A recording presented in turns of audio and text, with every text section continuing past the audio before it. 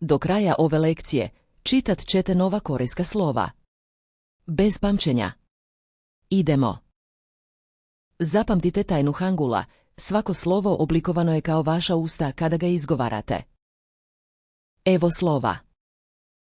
쌍기역, Zvuči kao kaka, to je napeti, isto mjesto, čvrsto, bez zraka.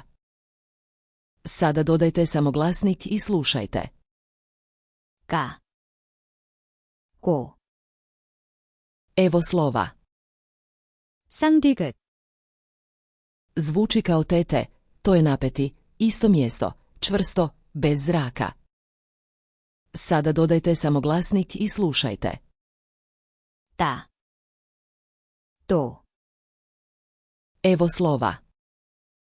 쌍디읒, Zvuči kao pepe, to je napeti, isto mjesto, čvrsto, bez zraka. Sada dodajte samo glasnik i slušajte. 빠, 고, Evo slova.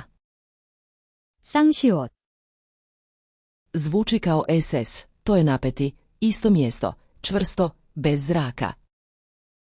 Sada dodajte samo glasnik i slušajte. 싸, 쏘, Evo slova. 쌍지읒, Zvuči kao JJ, to je napeti, isto mjesto, čvrsto, bez zraka. Sada dodajte samo glasnik i slušajte. 짜, 쪼, Spojite su glasnik i samoglasnik i dobit ćete slag. Kao građevni blokovi. 가, 고, 따, Vaša je tura. Pročitajte ovo naglas. Pauzirajte ako trebate. 가, 고, 따, Nevjerojatno. Upravo ste naučili 5 suglasnika. Već možete čitati više korejskog nego jučer. Sada to zaključajte. Idite na korean.viasaum.com.